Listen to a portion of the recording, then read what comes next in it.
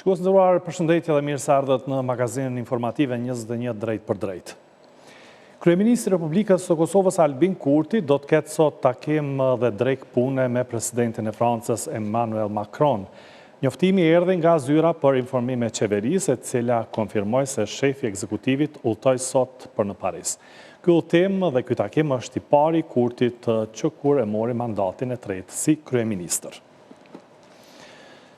Në këtë temë, në orën 17:30 do të flasim me profesorin e shkencave politike Nejmedin Spahiu. Në ndërkohë, do të vazhdojmë sjellim informacione të tjera. 9 antarë të rinj të Komisionit Qendror të Zgjedhjeve kanë dhënë betimin para presidentës së Kosovës, Vjosa Osmani. Antarët e rinj të Komisionit Qendror të Zgjedhjeve janë propozuar nga partitë politike të përfaqësuara në Kuvendin e Kosovës. Presidentja Osmani uroi sukses antarëve të rinj, duke vlerësuar faktin se sistemi jonë zgjedhor gjithmonë i ka kontribuar demokracisë në vend, thuhet në njoftimin e presidencës. Antarët e rinj të Komisionit Qendror të Zgjedhjeve u betuan se do t'i kryejnë detyrat e tyre në mënyrë të ndershme, besnike, të panshme, profesionale dhe të ndërgjegjshme. Presidentja Osmani ishte drejtuar gjykatës kushtetuese me kërkesë për sqarime lidhur me emrimet e përbërjes së re të KQZ-s. Ajo pati thënë se është duke pritur një sqarim të gjykatës kushtetuese se ai takon lëvizjes vetëvendosje të ketë 3 antarë në Komisionin Qendror të Zgjedhjeve apo Partisë Demokratike 2. Po vazhdojnë të rrjedhin afatet kushtetuese për zgjedhjen e presidentit të Kosovës. Kryetaria e Kuvendit të Kosovës, Albulena Haxhiu, ka thënë se për këtë çështje duhet të ketë diskutime serioze. Ajo ka thënë tutje se seancën e 5 marsit nuk e kishte mbyllur, veç e kishte ndërprerje për t'ju rikthyer kur të plotësohen kushtet.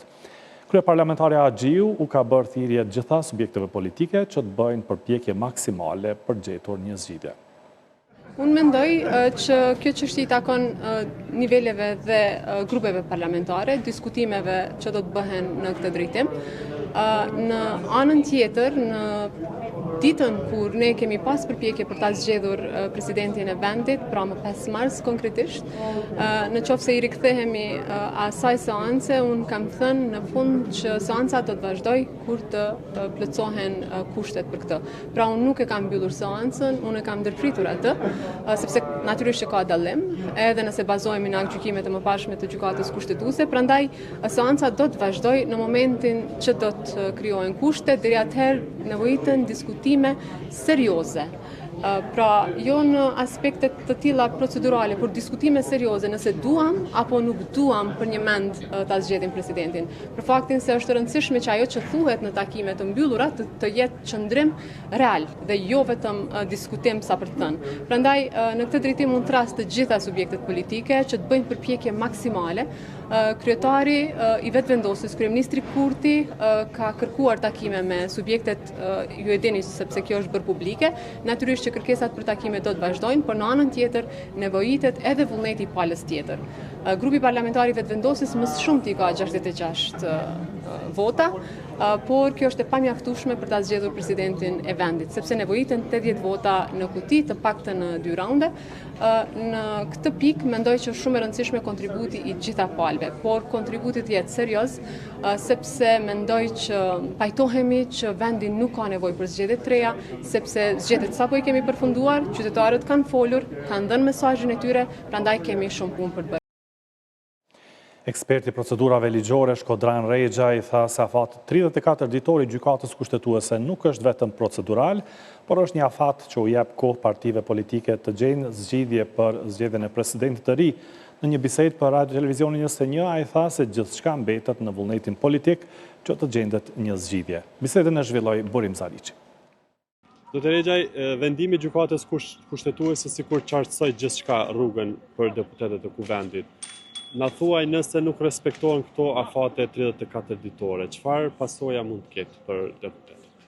Realisht është hera parë, bërim që kemi një vendim të them hera parë, nga këto kërkesat e fundit që janë dërguar në gjykatë kushtetuese, që vendimi e ka dhe sankcionin e tij çka nëse nuk zbatohet. Kësaj radhe kemi të qartë, kemi të specifikuar, nuk zbatohet rreth 4 ditësh, nuk kemi zgjedhjet e presidentit, nuk kemi hapa konkret, vendi shkon automatikisht në zgjedhje. Mirë po, për dallim prej herave tjera, kësaj radhe nuk ka mbetë në diskrecionin e palëve, në këtë rast të presidentit së Republikës Kosovës që të bëj shpërbërjen e kuvendit, mirë po, shkon automatikisht që është diçka e re realisht në kuadër këtyre vendimeve për këtë çështje që ju kemi adresuar jashtëzakonisht shpesh, të shumta them që të panevojshme. Mirë po me këtë vendim, sikur gjykata kushtetuese nuk ka pas dëshirë që të le hapësirë për interpretim dhe për krijem të momentumeve të reja me ngërshe që vetëm politika din me kriju. Fatkeqësisht, gjithmonë ata që krijojnë probleme dhe krijojnë ngërshe janë një hap përpara ndaj atyre që japin zgjidhje.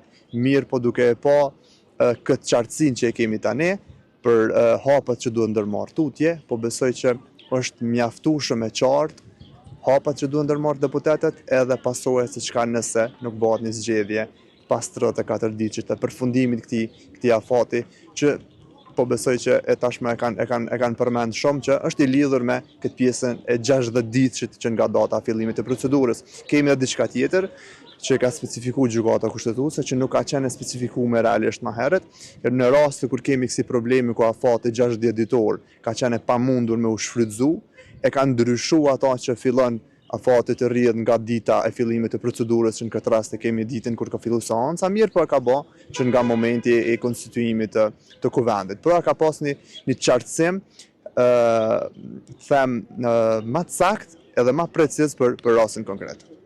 Kaluan gati 2 ditë Shkodran dhe nuk ka një aktivitet, po themi, që çon drejt një marrëveshje. Nuk ka shenja, sinjale se nëse kurti do të dërgojnë sërish ftesa, nëse opozita ka gatishmëri për takime, i bie kjo që ka pak vullnet apo besim për marrëveshje politike? Fatkeqësisht, në momentin kur po dërgohen këto lanë në gjykatë kushtetuese, nuk po shfrytëzohet koha e njëjtë që të krijohet një parafrim në një marrëveshje potenciale, edhe në një bashkëpunim në mes të partive politike për të arritur një rezultat dhe një zgjidhje. Ne e patëm thuajse 30 ditë kohë gjatë masës së përkohshme që nuk është shfrytëzuar asesi nga partitë politike. Askush në masë së përkohshme nuk e precizon saktë që konsultimet dhe pa marrë vendime, mirë për konsultimet në mes të partive politike të mos zhvilloheshin në ndërkohë. Ne kemi pas një pauzë gjatë asaj kohe, nuk kemi shenja për momentin që po shfrytëzohet kjo afat kohor 34 ditor. Mos harrojmë, afati kohor për 34 ditëve nuk është vetëm afat procedural, është afat që lejon kohë për ofrimin e zgjidhjeve dhe marrëveshjeve politike. Na duhemi me kuptuar diçka. Nuk mund të zgjidhet kjo çështje me afate procedurale. Nëse nuk ka vullnet politik, kjo punë prap ka me mbet njëjtë. Duhemi përmend edhe një fakt, edhe po të kemi një proces të rizgjedhor, prap konsultimet do të jenë të pashmangshme, sepse është e pamundshme forma se si zgjidhet presidenti tek ne dhe forma se si qeverisim ne jemi republikë parlamentare. Është e pamundshme që të shkojmë tutje pa një konsultim paraprak. Kështu që unë shpresoj që ky 34 ditor të mos jetë kohë për betejë procedurale, por të jetë kohë për bashkëpunim edhe për arritjen e një marrëveshje që dal nga ky ngërsh. Mos harrojmë këto 34 ditë duhen parë si mundësi që të largohet një proces i rizgjedhor që të mos shkojmë tutje. Përderisa këtu kemi edhe një paqartësi. Përderisa të gjitha partitë politike thonë që vendi nuk është mirë të shkojnë në zgjedhje, veprimet e tyre tregojnë të kundërtën. Unë shpresoj që partitë politike ato që thonë me ato që veprojnë spaku të kenë harmonizim, ose le dalin publikisht dhe le thonë ne jemi të interesuar që vendit të shkojë zgjedhje një ditë më përpara, edhe atëherë ne arsyetojmë veprimet e tyre politike. Nëse shohim deklaratat e përfaqësuesve të partive politike, të gjitha partitë politike thonë që një proces i rizgjedhor është i tepërt për qytetarët. Nëse kanë këtë mendim, definitivisht edhe veprimet e tyre duhet me harmonizu. Ambasadori karrierës Albert Prenjkaj tha se partitë opozitare nuk kanë besim të kryeministri Kurti për gjetur zgjidhje për çështjen e presidentit. Ambasadori Prenjkaj kërkoi nga partitë politike që të arrijnë një marrëveshje politike mbi bazën e kompromisit. Ambasador, gati u bën 2 ditë që kur vendosi gjykata kushtetuese për t'i dhënë afat 34 ditë. Nuk ka sinjale, nuk ka ftesa nga kryeministri Kurti për takim me opozitën për gjetjen e një zgjidhje. Sipas juve, ka mungesë gatishmërie për një marrëveshje, mungesë vullneti, mungesë besimi apo si? Unë mendoj se kjo është luftë nervash. Kemi pas dhe ende ka hapësirë të interpretimeve nga më të ndryshmet të gjykatës, të verdiktit të fundit të gjykatës kushtetuese, unë mendoj që ka disponim politik që të hyjet në marrëveshje, mirë po nga pala e vetëvendosjes gjithsesi të kryeministit Kurti nuk ka asnjë lëvizje, pra nuk ka asnjë prononcim që na shpihet që të mendojmë se ideja është që të vazhdohet pra me avazin e vjetër, që vetëvendosja të provoj vetë që kandidatet e saj t'i shtyej si kandidat pra për president eventual, dhe kjo mund të përfundoj pra me shpërndarjen automatike të kuvendit dhe të shkojmë në zgjedhjet e tjera. Por prapë po them, po ndëgjohet një disponim kështu nga partitë opozitare, dhe pse deklarativisht janë shprehur se janë të interesuar të shkojnë në zgjedhje, mirë po ka indikacione se mund të ulën dhe të negociojnë një kandidat për presidente që mund të jetë kandidat konsensual. Shihni mungesë besimi nga ana e opozitës në drejtim të vetëvendosjes të zotit Kurti për marrëveshje, parë që vetëvendosja ka 2 kandidatura deri më tash që i përkasin vetëvendosjes. A është të problemi? Besim tek vetëvendosja unë jam i bindur se nuk ka. Nuk besojnë partitë opozitare se vetëvendosja mund të ulet dhe të bëjnë një zgjidhje në besim të mirë me to, nuk ka besim mirë, po ideja është se mund të bëhet një kompromis, mund të bëhet një marrëveshje interesash, pra këtu tash bëhet fjalë për interesa politike, jo ma për besim apo mirë besim me vetëvendosjen. Pra po them, mundësit janë të hapura që partitë politike opozitare të ulin në tavolinë, mirë po pritet që të vijë ftesa nga zoti Kurti në mënyrë që të zgjidhet një mundësi për një kandidat për president që mund të jetë kandidat konsensual. Analisti politik Arnor Sadiku tha se i takon partisë së parë lëvizjes vetëvendosje që të gjejë zgjidhje për zgjedhjen e presidentit të ri, por sipas tij edhe partitë opozitare duhet të jenë të gatshme për takime në mënyrë që të arrihet një marrëveshje nga e cila do të buronte një kandidat konsensual. Çështja e mos së marrëveshjeve politike deri më tash, që s'ka një marrëveshje për presidentin, a është kryekupot për shkak të mosbesimit të ndërsjellë midis partive politike? Absolutisht po, dhe mund të themi që kriza politike, le të themi, është si rrjedhoj e asaj që kemi një krizë të leadershipit për brenda partive politike, dhe natyrisht kjo pastaj është proklamuar në skenën politike kosovare, sepse dihet vendimet e përfaqësueshme ndonë se ka forume partijake të cilat mbledhen dhe diskutojnë, funditës janë liderët dhe që duhet i evoluosin ato. Dhe siç e kemi pa deri më tani ka pasur një mungesë përgjegjësisë dhe natyrisht jemi këtu ku jemi në një krizë politike e cila përpasoi ende e ka pas zgjedhur institucionin e presidentit të Kosovës. Është përgjegjësia e vetëvendosjes kjo që të gjejë zgjidhje dhe të ofrojë kompromis? Përgjegjësia më e madhe i takon partisë së parë, këtë rast lëvizjes vetëvendosje, por natyrisht një pjesë të vogël të përgjegjësisë kanë edhe partitë e opozitës për faktin që ato do duhet, si më thonë, të bashkëpunojnë me zotin Kurti, por natyrisht edhe kjo do të jep mundësinë kuptimin që jo sipas vetëm kushteve të tij të ofrohet kandidati për president, por do të dëgjojë zërin e opozitës, kuptimin që të jetë një kandidat i cili proklamon, si më thonë ato, që njihet si një farë lloj kompromisi në të deputetëve që mund të përfaqësojnë një numër më të madh të votave se sa që ka aktualisht lëvizja vetëvendosje. Andaj këtu është edhe ajo, si më thonë, çelësi i zgjidhjes së problemit, ku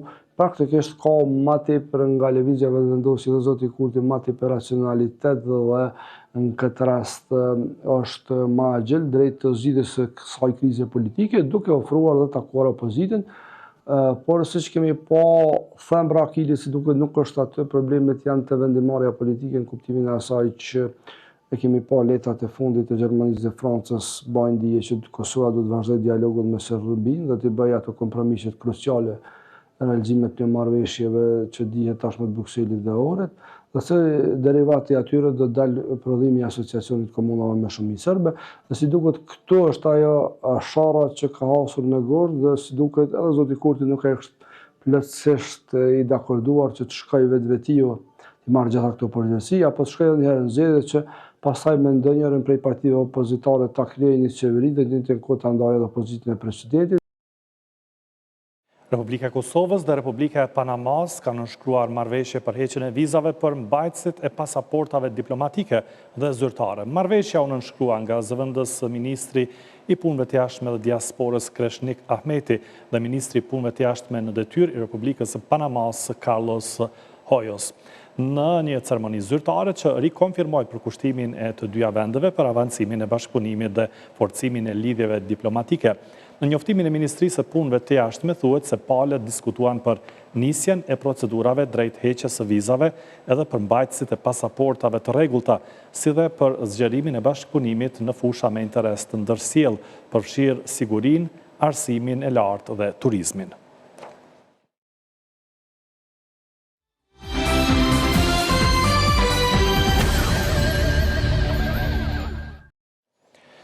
Deputetët e pozitës dhe opozitës kanë votuar pro buxhetit të Zubin Potokut dhe të disa marrëveshjeve ndërkombëtare. Komisioni për buxhet ka miratuar projekt ligjin për ratifikimin e marrëveshjes së kredisë, projekti i rrugës me shpejtësi të lartë Prishtinë-Mitrovica ndërmjet Fondit Saudit për Zhvillim dhe Republikës Kosovës. Po ashtu ka miratuar edhe marrëveshjen e kredisë mes Kosovës dhe Bankës Evropiane për investime për projektin Energjia Diellore fotovoltaike në KEK Porta Globale. Me 7 vota për, asnjë kundër dhe asnjë abstenim është miratuar buxheti komunës së Zubin Potokut. Ministri i Financave Kuran Murati, duke rekomanduar miratimin e buxhetit, tha se ky buxhet është 3.6 milion euro. Në tërësi pra buxheti është rreth 3.6 milion euro. Prandaj, ndërka sa i përket përmbajtjes, Ministria e Financave nuk ka të drejtë pra që të ndryshojë, madje as komisioni këtu, pra procedohet që ndrohet brenda kufive, vetëm procedohet për miratim ose jo nga kuvendi. Në mbledhjen e sotme të Komisionit për Buxhet ka marrë mbështetjen e anëtarëve të Komisionit edhe projektigje për ratifikimin e marrëveshjes së kredisë projekti rrugës me shpejtësi të lartë Prishtinë-Mitrovica ndërmjet Fondit Saudit për Zhvillim dhe Republikës së Kosovës. Ministri Murati tha se ky projekt synon të lidh kryeqytetin me qytetet e Vushtrisë dhe Mitrovicës.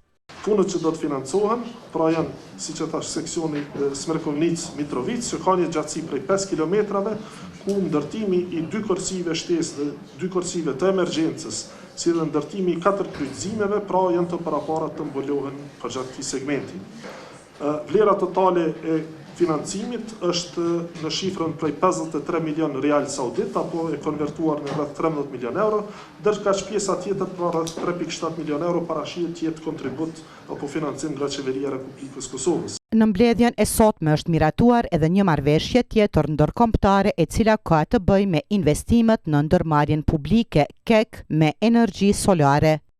Kjo kredi nga Banka Evropiane për Investime ka vlerën prej 33 milion eurosh dhe bëhet pra në kuadër, është njëra komponente e financimit në kuadër të projektit i cili në tërësi parashihet të ka vlerën prej 104 milion eurove. Deputeti Partisë Demokratike të Kosovës Mërgim Lushtaku ka shprehur skepticizëm për realizimin e këtij projekti.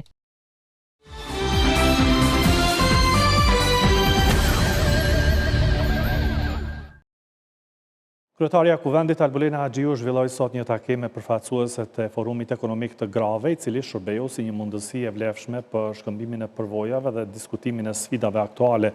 Gjatë takimit u diskutua për fuqizimin ekonomik të Grave, barierat që vazhdojnë të kufizojnë pjesëmarrjen e tyre në tregun e punës, si dhe nevojën që politikat publike të përkthehen në mundësi konkrete. Duke potencuar rëndësinë e bashkëpunimit me organizatat që angazhohen çdo ditë në këtë drejtim, Kryetaria Haxhiu ritheksoi zotimin e saj që këto çështje të trajtohen nëpërmjet politikave konkrete, thot në komunikatën e lëshuar nga Zyra për Informim e Kuvendit. Kryetari i Aleancës për Ardhmërinë e Kosovës, Ramush Haradinaj, priti në takim zëvendës drejtorin menaxhues për Ballkanin Perëndimor në Shërbimin Evropian për Veprim të Jashtëm, Emanuele Gjaufret, gjatë takimit u diskutua për zhvillimet aktuale politike në vend dhe rajon, proceset integruese euroatlantike si dhe rëndësinë e thellimit të bashkëpunimit me Bashkimin Evropian. Haradinaj vlerësoi se Kosova gjatë këtyre viteve ka ngecur në agendën integruese euroatlantike, veçanërisht në synimin për antarësim në NATO dhe në Bashkimin Evropian. Sipas tij, është jetike që vendi të rikthehet në binar të sigurt përmes vendimarrjes së përgjithshme dhe thellimit të bashkëpunimit me partnerët strategjik. Haradinaj ritheksoi se orientimi euroatlantik mbetet rruga e vetme për stabilitetin, sigurinë dhe zhvillimin e qëndrueshëm të Kosovës.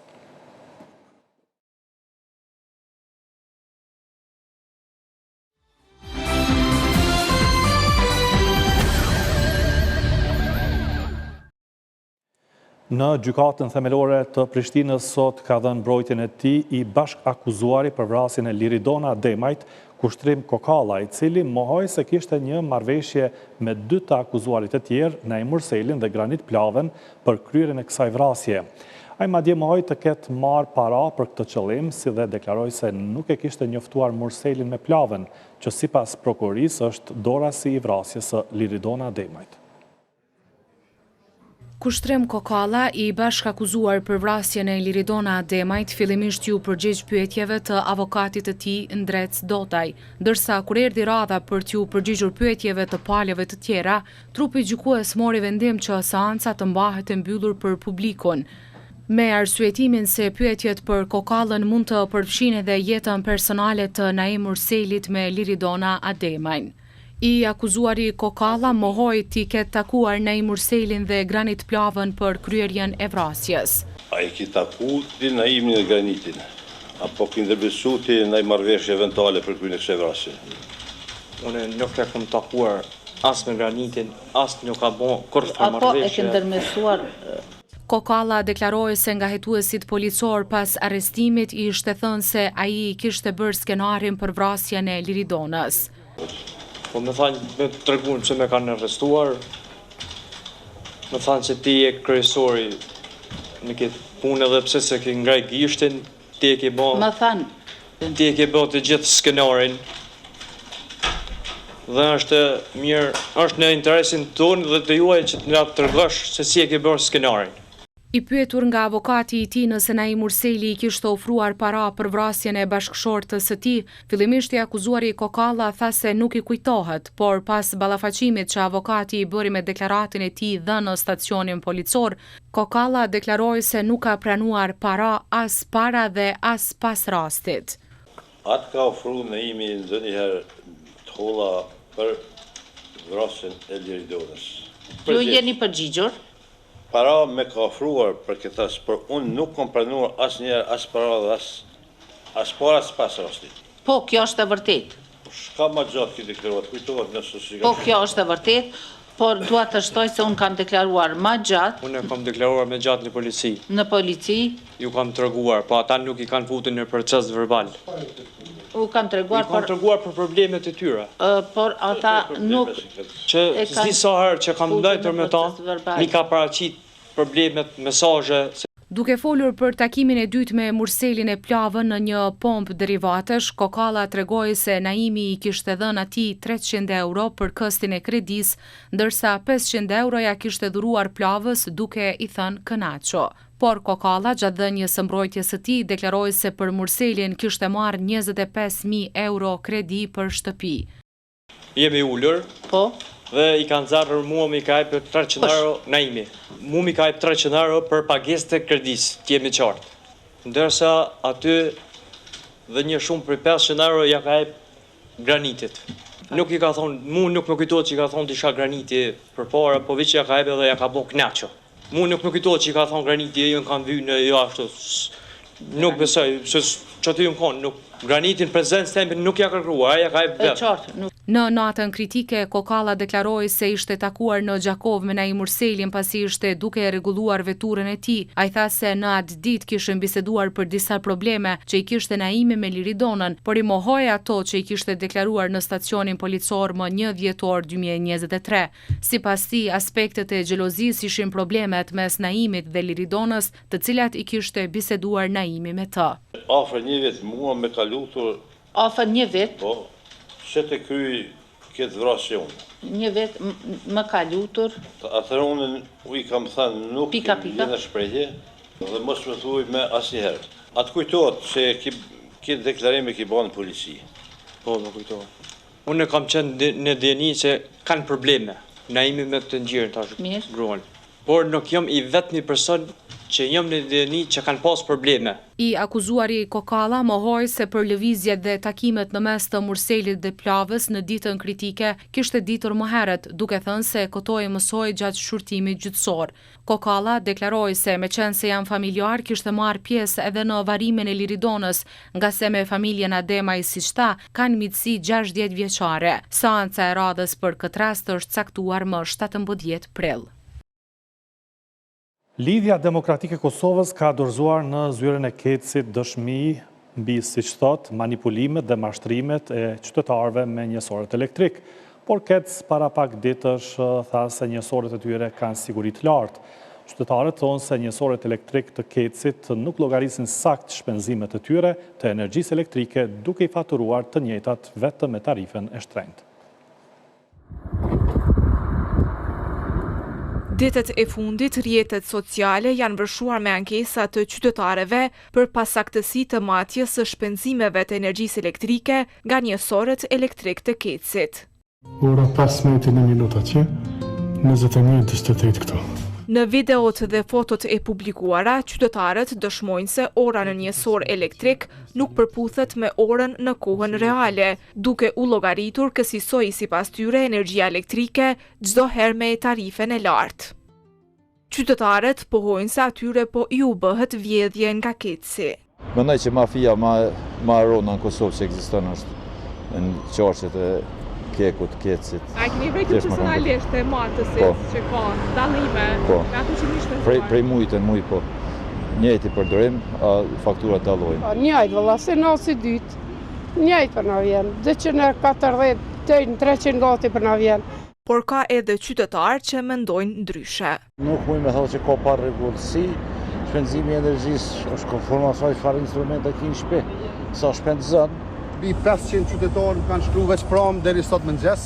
E një numër dëshmish të qytetarëve për pasaktësi të matesve elektrik u dorëzua në Kec nga zyrtarët e LDK-s. Antari kryesisë së LDK-s, Visar Azemi, tha se Keci po manipulon dhe vjedh qytetarët duke mashtruar pasi sipas tij shumë njësor kanë tarifuar energjinë elektrike me tarifen e shtrenjtë pasi ora nuk është e përputhur. Mi avpru dëshmit, mi u kallëzu qysh kanë rajt, qysh kanë manipulu, qysh kanë vjedh.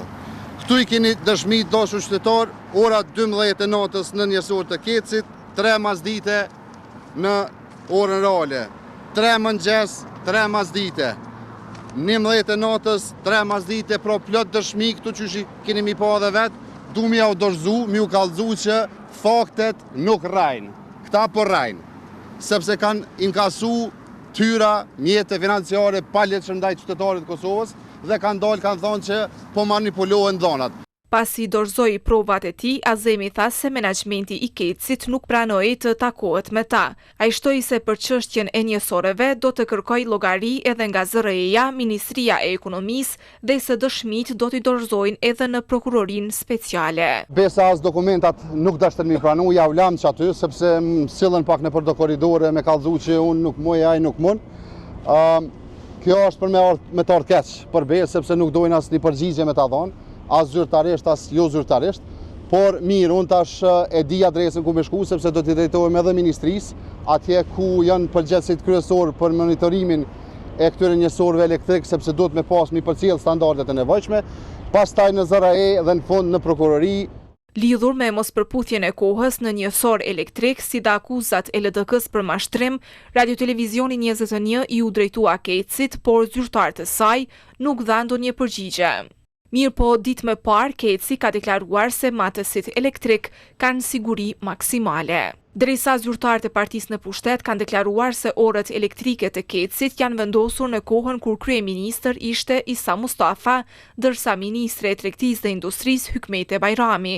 Por zyrtarët e LDK-s thanë se prej mbi 5 vjetësh në pushtet është LVV-ja dhe nuk ka ndërmarrë asnjë mas për të parandaluar këtë, siç thanë, mashtrim të qytetarëve. Ndërkohë, Keci njoftoi se më 1 prill në orën 15 do të mbajë një konferencë për media lidhur me çështjen e njësorëve elektrik për të ofruar, siç ka thënë, qëndrime dhe sqarime të zyrtare lidhur me këtë çështje. Keci mbetet të përkushtuar ndaj transparencës, korrektësisë dhe informimit të drejtë ndaj qytetarëve të Kosovës, thuhet në njoftimin për media të këtij institucioni. Zyra e Regulatorit të Energjisë ka njoftuar se është shtyrë procesi i vendimarrjes për daljen e treg të hapur deri më 1 maj të këtij viti dhe arsyetimi i tyre është nevoja për një analizë më të thelluar. Konsumatorët që plotësojnë kushtet e nevojshme mund të vazhdojnë procedurat e kalimit në furnizuesin e zgjedhur sipas afateve dhe procedurave të parashikuara. ZRE do të vazhdoj të monitoroj procesin me kujdes dhe do të njoftoj publikun në kohë për çdo zhvillim të mëtejmë, thuhet në njoftim.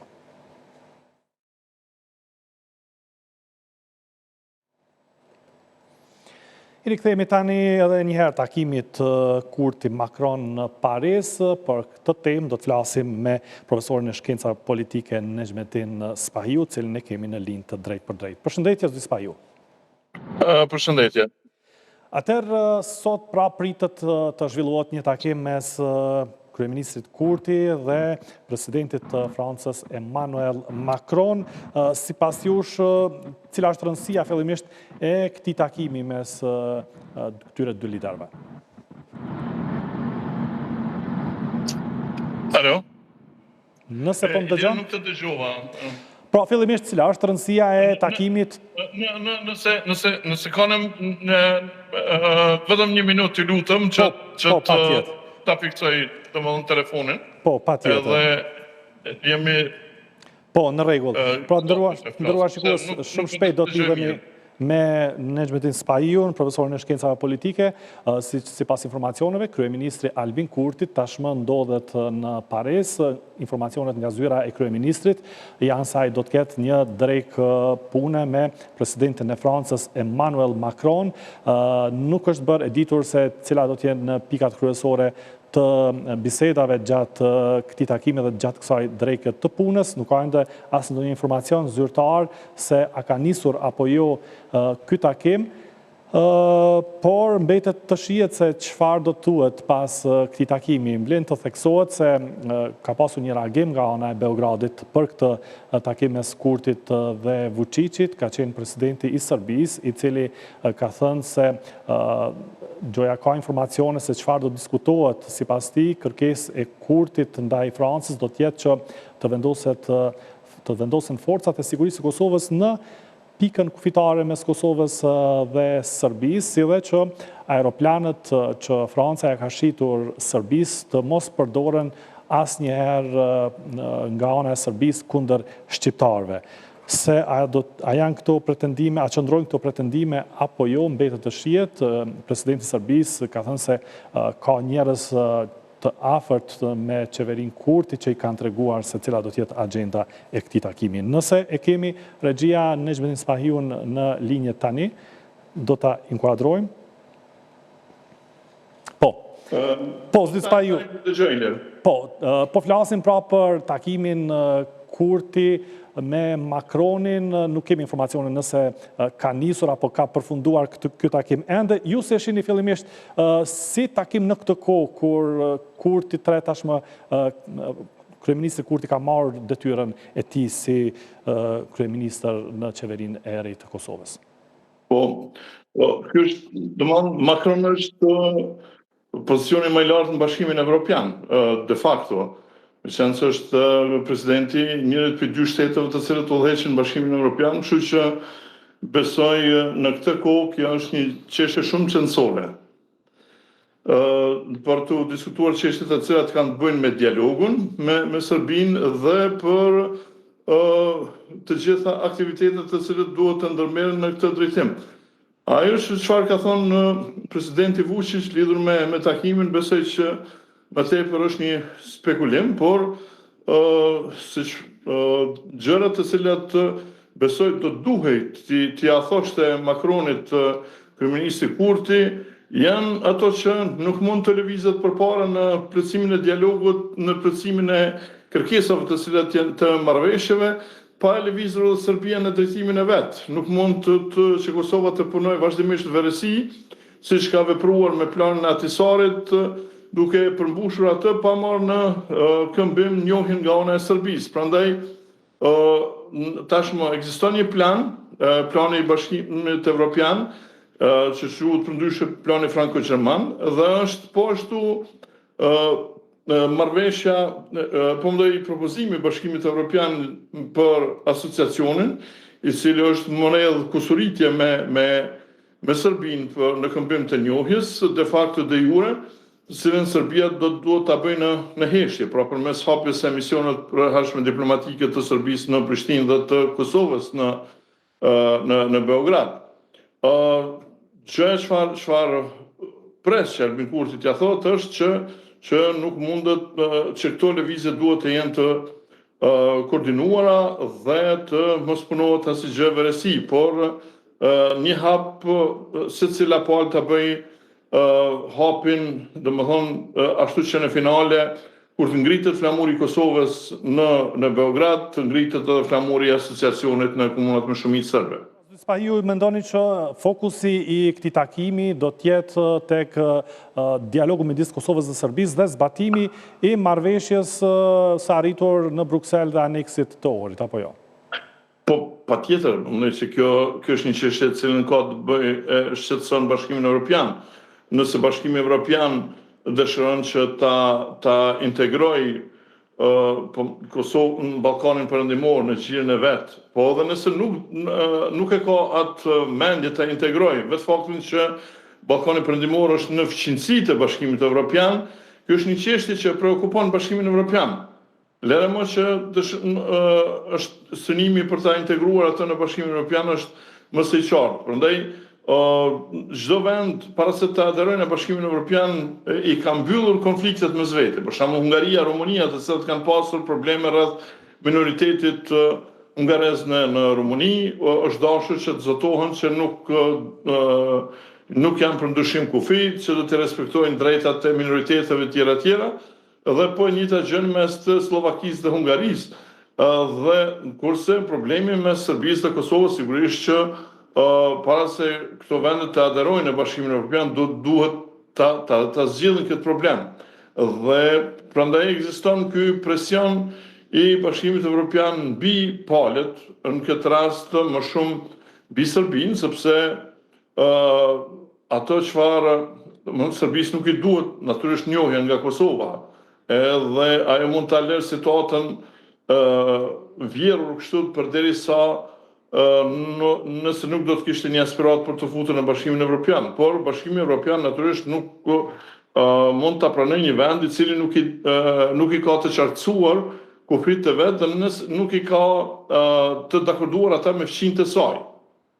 Edhe kështu që kjo gjë duhet është në interesin e të dyja palëve, edhe të Kosovës dhe të Serbisë, por edhe në interesin e vetë Bashkimit Evropian që kjo marrëveshje të realizohet një minutë më parë. Tani ky takim në nivelin më të lartë bën ato që kjo agjend nuk mund të shmanget vazhdimisht, por jo për shkak të zgjedhjeve, jo për shkak të situatave të tjera në botë të tjera, dhe është shumë e rëndësishme që kjo po bëhet në vigjil në kohën kur kemi 3 vatra të luftës apo 4 ndoshta, në Ukrainë, në Rusi, kemi Amerikë, Izrael, Iran, pastaj Izrael, Liban, edhe madje edhe Pakistan, Afganistan. Bota është në flakë dhe është më rëndësi për Bashkimin Evropian që konflikti i cili është mes Kosovës dhe Serbisë, i cili është në ajër, i cili nëse nuk zgjidhet mund të shpërthejë kudo qoftë, të sa më parë të përmbyllet. Dhe besoj që takimi është në këtë sens. Serbia nuk po kontribon në këtë drejtim që të afrohet sa më shumë me Bashkimin Evropian, ti plotësoj ato kushtet e vendosura nga Bashkimi Evropian, por po vepron të kundërtën, duke u armatosur, duke blerë raketa balistike nga Kina, pastaj duke provokuar vazhdimisht në kufirin me Kosovën, në anën tjetër ka blerë më herët edhe aeroplan luftarak nga Franca. A duhet që vërtet Kurti ta ngris këtë çështje sot me Macronin për armatimin që po ja shet Serbisë? Patjetër, që kjo është pyetje e duhur që bërë në momentin e duhur i lërë. Kjo është pyetje që duhet mushtru. Besoj që kryeministri Kurti do duhej që ta bindë presidentin Macron që të bëjë më shumë presion mbi këto 5 vende të Bashkimit Evropian që nuk e njohin Kosovën, duke bindur atë që nëse këto 5 vende të cilat kurrëzojnë njohjen e Kosovës me njohjen nga ana e Serbisë, nëse Bashkimi Evropian do të bënte një presion më të madh mbi to dhe ato do ta njohin Kosovën para se ta njeh Serbia, atëherë edhe Serbia do të ishte e detyruar që të heste përpara në këtë drejtim. Dhe jo, po më dojë të kundërt. Natyrisht, Kurti nuk duhet në asnjë mënyrë të refuzoj që të bisedoj me Beogradin për çështjen që ka të hapur, sepse në fundit edhe ky problem duhet të zgjidhet, por renditja e gjërave, e cila është e papërshtatshme për ne, sepse njohjet ekzistenciale për ne, siç janë njohjet e 5 vendeve të Bashkimit Evropian dhe njohja nga Rusia e Kina, janë njohje të cilat na varen nga njohja e Serbisë. Dhe nëse ne të paktën vendet e Bashkimit Evropian do t'i kishim hequr qafën në kuptimin 5 vendet të Bashkimit Evropian, që të na njohin pa na njohur Serbia, atëherë kjo do të mund të ndikonte që njohja e Serbisë më ardh më shpejt dhe rrjedhimisht edhe njohja e Rusisë dhe Kinës më pas. Që nëse kryeministri Kurti arrin ta bindë presidentin Macron, kjo do të ishte vërtet një sukses spektakular i diplomacisë kosovare. Po, dhe kemi parë së fundmi që kryeministri Kurti ka pasur një komunikim më të afërt edhe me ambasadorët e vendeve të Kuintit, është koordinuar për ligji për të huajt, të shtyhet edhe për një kohë dhe të ketë lehtësira për serbët. A mendoni se kjo do të ndikojë në një farë forme që secili veprim që ta shetutje të ndërmerret për shtrirje të sovranitetit, por edhe për çështjen e integrimit të arsimit dhe shëndetësisë në institucionet e Kosovës të bëhet në koordinim edhe me faktorin ndërkombëtar?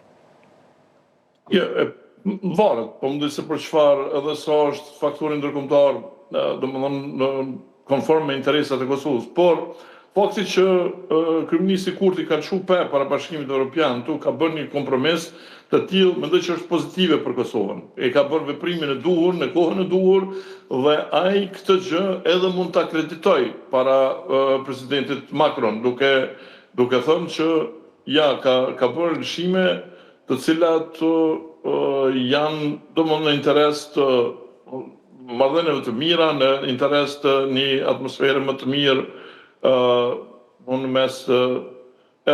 jo vetëm mes Kosovës dhe minoritetit serb në Kosovë, po edhe në mes të Kosovës dhe Serbisë, në këtë rast që do të afektohej direkt nga ky veprim. Shpresoj që mos harroj ta përmend dhe këtë dhe ta kreditoj në këtë takim, besoj shumë të rëndësishëm në mes të kryeministit Kurti dhe presidentit Macron. Dhe krejtësisht në fund, pas këtij takimi, a mund të priten veprime konkrete pozitive nëse gjithçka shkon mirë sa i përket procesit integrues të Kosovës? A duhet që Franca t'i thotë po përfundimisht edhe marrjes së statusit të vendit kandidat, pasi që Kosova ka mbetur e vetmja që ende nuk e ka këtë status, por edhe çështja e antarësimit në Këshillin e Evropës që ka mbetur pezull? Para besoj që edhe këtë çështje do duhet ta sqaronte kryeministri Kurti për antarësimin e Këshillit të Evropës, pse Kosova nuk ka mund ta bëj asociacionin dhe si kusht, para se Serbia ta bëj njohin. Kjo do t'ishte esenciale që ta sqaronte këtë, sepse Kosova mjaft ka punu verësi dhe nëse do ta jepte asociacionin për anëtarësim në Këshillin e Evropës, atëherë çfarë Serbia mund ta zvarriste procesin po mendoj në lidhur me planin franko-gjerman deri në pafundësi ose të vendoste kushte tjera. Kështu që kjo është shumë e rëndësishme të bëhet, edhe në anën tjetër të sqarohet.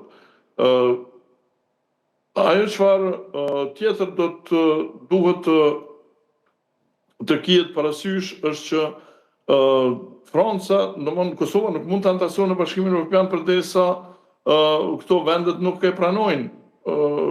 Janë 5 vende që nuk e pranojnë Kosovën. Por thjesht për ta përshpejtuar këtë proces është ajo që thash më parë, që presidenti Macron do duhet të bënte presion mbi këto 5 vende që ta njohin Kosovën para se Serbia ta bëj këtë. Edhe në rast se kjo e bën, po mendoj nëse bindet Franca dhe Gjermania për këtë, unë besoj që këto 5 vende të Bashkimit Evropian tjera që nuk e njohin Kosovën do t'i nështroheshin këtij presioni dhe do ta njihnin Kosovën pa këtë çfarë kanë vënë si kusht deri më tani. Zoti Spahiu, krejtësisht në fund, kur po flasim për njohjen e Kosovës nga kjo pesë europiane, mbrëm, e njoh Slovakia Kosovën përfundimisht? Slovakia e njohi Kosovën dhe kjo ishte një fitore në radhë të parë, para se të jetë një fitore sportive Kosovës, ishte një fitore madhe politike e Kosovës dhe kështu duhet të kuptohet. Ajo çfarë bën përshtypje është që edhe çfarë zbe edhe këtë fitore është prania e flamujve tjerë në stadion ku luan kombëtarja e Kosovës. Të gjithë ata të cilët duan ta përkrahin kombëtarin e Kosovës, qofshin ata tifoz nga Kosova, nga Maqedonia, nga Shqipëria, duhet ta përkrahin me flamurin verdh dhe kaltër dhe jo me një flamur as me flamurin kuqezi dhe as me një flamur tjetër.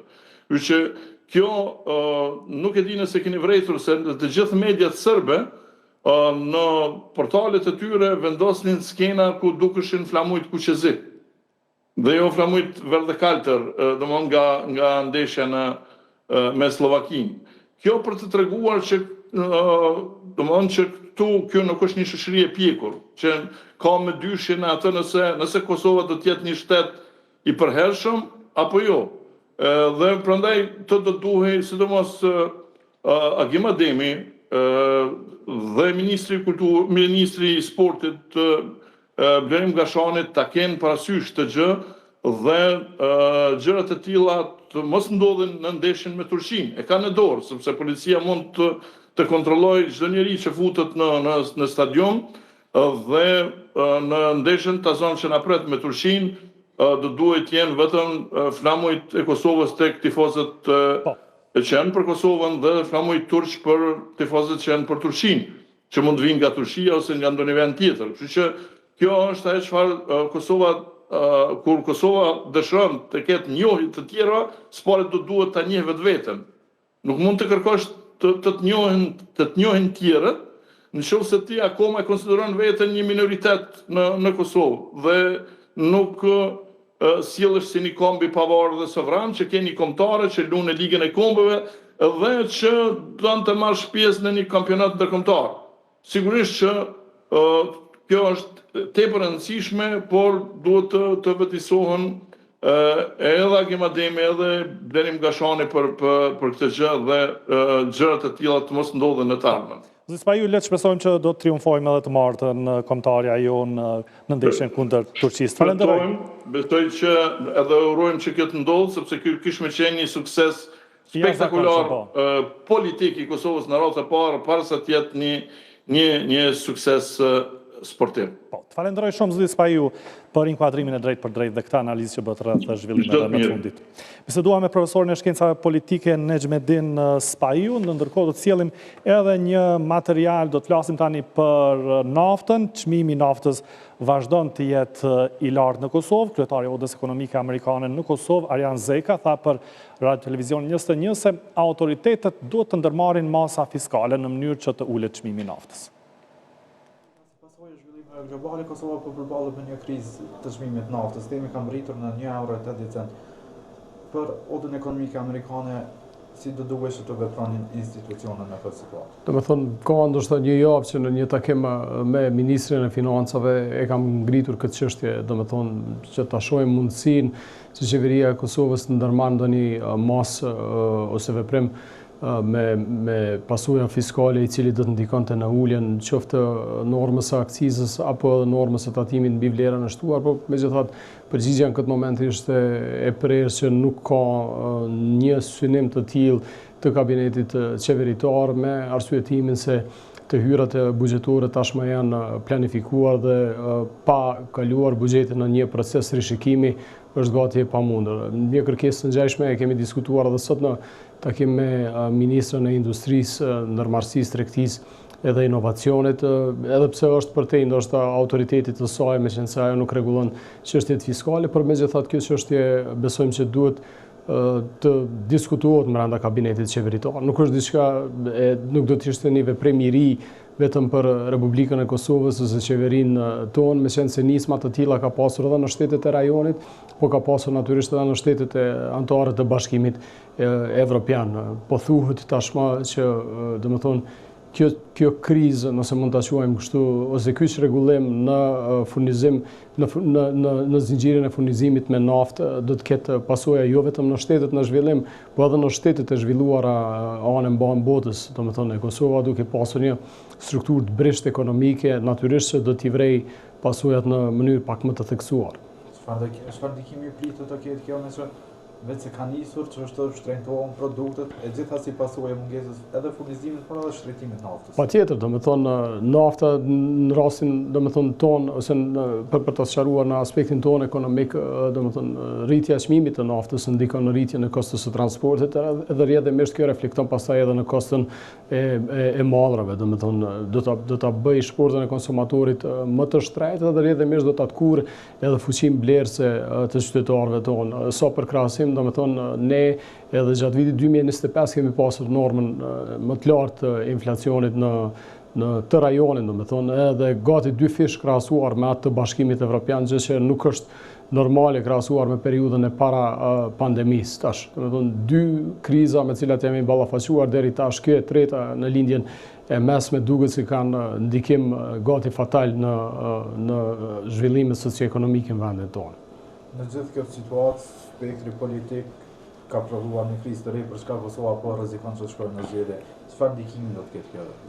Domethënë viti 2025 është ndoshta ilustrimi më i mirë i asaj që mund të përdorim për të treguar se çfarë ndikimi mund të ketë. Domethënë viti 2025 ishte fare i humbur në aspektin e shtyrjes përpara të reformave legislative, por natyrisht edhe aprovimit ose përfitimit nga masat e mbështetëse të Bashkimit Evropian, kuadrit planit rritjes, por natyrisht edhe instrumenteve tjera që janë në dispozicion nga ana e Bashkimit Evropian. Sot u diskutuan takim me ministrin që janë ja 2 projekt ligje të cilat lidhen me planin e rritjes e cilat duhet të aprovohen nga ana e institucioneve të vendit. Paramendoni nëse Kuvendi i Kosovës nuk arrin brenda kësaj periudhe 30 ditore sa ka mbetur tashmë në dispozicion prej vendimit gjykatës kushtetuese që t'i kaloj këto ligje, domethënë cilat të jenë pasojë, domethënë ne nuk arrim që të përfitojmë nga këto mjete financiare që janë vënë në dispozicion nga ana e Bashkimit Evropian, por kjo nuk është problemi vetëm. Domethënë ne po reflektojmë jo seriozitet ka shi investitorëve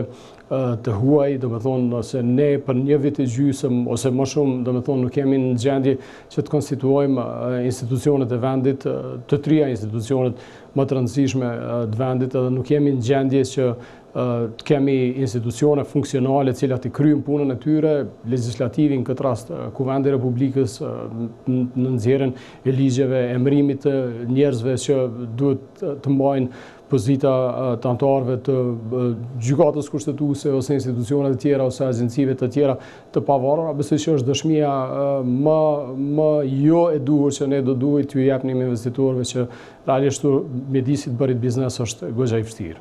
Çon mesazh negativ tek investitorët? Absolutisht po. Do të thonë dhe jo vetëm te investitorët, po në tërë procesin e konsolidimit të shtetësisë tonë. Do të thonë ne deshtëm ta pranojmë, ne jemi megjithatë një historie pa kryer për aq kohë sa ka një numër të madh të shteteve anëtare të Kombeve të Bashkuara, të cilat nuk e njohin Kosovën. Ne nuk arrim që të bëhemi, do të thonë as të futemi në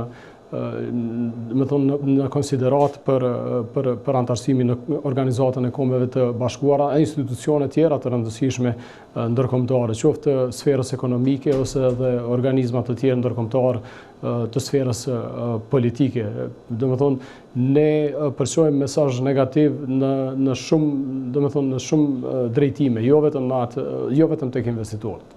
Për informacione më të reja vizitoni edhe portalin tonë rtv21.tv. Miropafshim.